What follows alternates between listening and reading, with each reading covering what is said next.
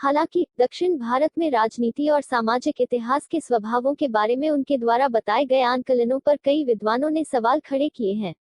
नीलकंठ शास्त्री ब्राह्मणों की सांस्कृतिक सर्वोच्चता और भारतीय समाज में बरकरार समन्वय पर बल देते हैं।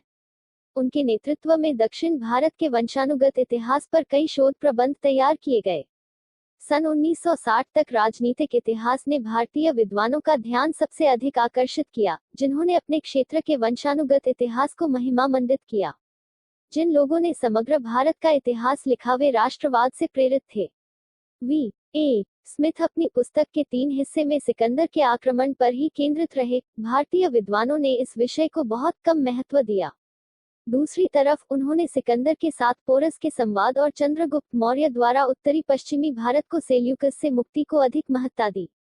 के पी जायसवाल सन 1881 से 1937 तक और ए एस अल्तेकर सन 1998 से 1959 तक जैसे कुछ विद्वानों ने देशी शासकों द्वारा भारत को शक और कुषाणों के शासन से मुक्ति पर जरूरत से ज्यादा महत्व दिया।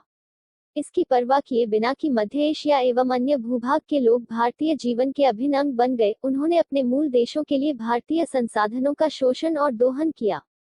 हालांकि के पी जायसवाल का मुख्य योगदान भारतीय राजतंत्र के मिथ को तोड़ने में माना जाता है।